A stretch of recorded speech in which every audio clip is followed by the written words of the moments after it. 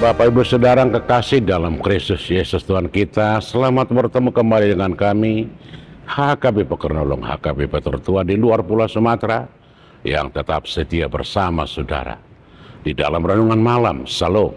Untuk memulai renungan ini kita berdoa. Kami sungguh bersyukur kepadamu Tuhan di dalam Yesus yang telah memberkati kami sepanjang hari hingga di malam hari ini. Engkau memberikan apa yang perlu bagi kami, bagi tubuh jasmani rohani kami, sehingga dengan demikian kami dapat mampu hingga saat ini. Terpujilah Engkau, berkati firman-Mu. Hanya di dalam Yesus kami berdoa. Amin. Saudara-saudara yang kekasih, firman Tuhan untuk kita pada hari ini, hari Jumat 20 Februari 2026, sebagaimana ditetapkan oleh HKBP, kita ambil dari Injil Matius pasal yang ke-10 ayat 5 hingga ayat yang ke-15 dan pembimbing ayat yang ke-7. Demikian firman Tuhan. Pergilah dan beritakanlah kerajaan surga sudah dekat.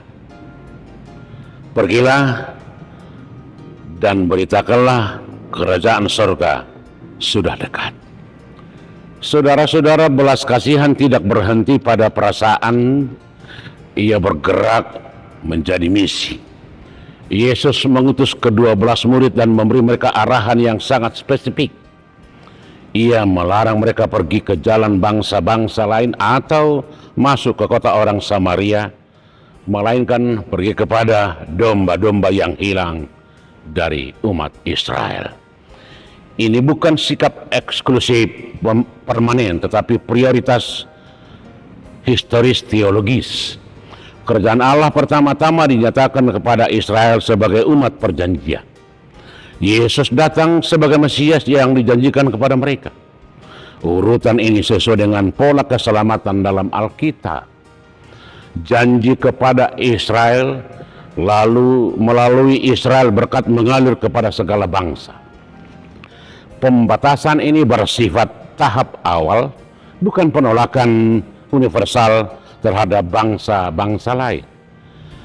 Isi pemberitaan mereka jelas, kerajaan surga sudah dekat. Ini adalah pesan yang sama dengan yang diberitakan oleh Yesus sendiri dan sebelumnya oleh Yohanes Pembaptis.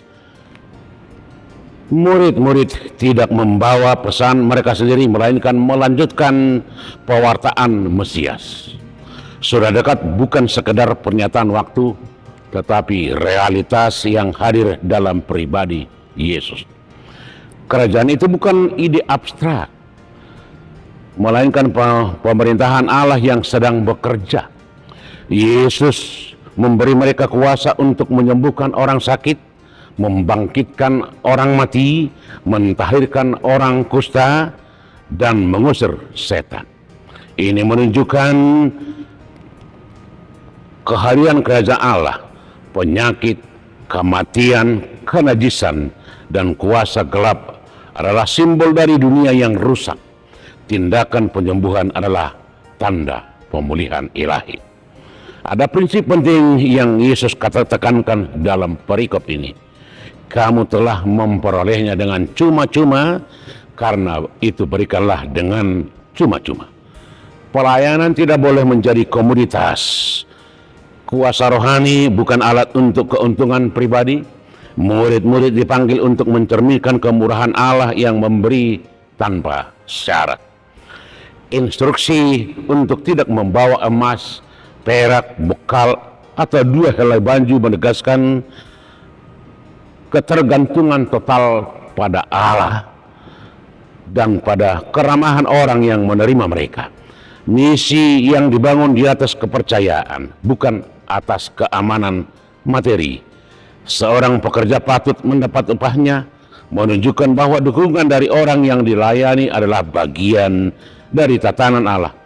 Tetapi motivasinya tetap kemurnian panggilan, bukan keuntungan.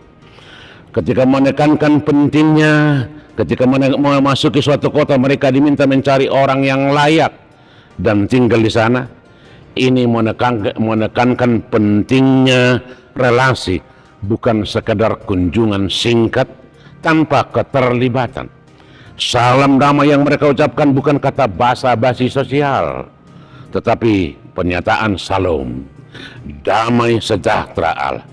Jika rumah itu menerima, damai itu tinggal. Jika tidak, damai itu kembali kepada mereka. Ada kebebasan dalam misi. Tanggung jawab murid untuk memberitakan, bukan memaksa hasil. Instruksi untuk mengebaskan debu dari kaki sebagai tanda kesaksian terhadap mereka mencerminkan tindakan simbolis dalam budaya Yahudi ketika meninggalkan wilayah non-Yahudi. Di sini maknanya tajam. Penolakan terhadap kabar kerajaan berarti menempatkan diri di luar berkat perjanjian. Pernyataan bahwa pada hari penghakiman Sodom dan Gomora akan diberikan tanggungannya menunjukkan beratnya menolak terang yang sudah dinyatakan. Secara teologis, teks ini memperlihatkan keseimbangan antara anugerah dan kasih, tetapi juga konsekuensi. Ada undangan tetapi juga penghakiman bagi penolakan dalam karya Kristus dalam konteks sekarang. Bagian ini menantang gereja untuk memahami misi sebagai kelanjutan dari perbuatan dan karya Kristus.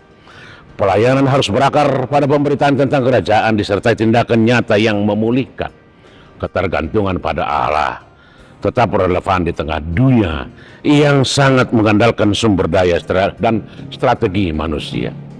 Pergilah ke seluruh bumi, kemana kamu diperintahkan, beritakanlah Injil untuk semua orang. Amin. Kita berdoa. Kembali kami mengucap syukur bagi Tuhan atas perintah-Mu yang memberkati kami untuk memberitakan keagungan-Mu, keselamatan yang dari Engkau. Biarlah hidup kami menjadi berita sukacita bagi setiap orang, agar keselamatan yang dari Engkau bisa disampaikan untuk semua orang di tengah-tengah dunia ini. Ampuni kami dari dosa kami, di dalam Yesus kami berdoa. Amin. Anugerah Tuhan kita Yesus Kristus, kasih setia Allah Bapa, dan persekutuan dengan Roh Kudus kiranya menyertai saudara-saudara sekalian. Amin.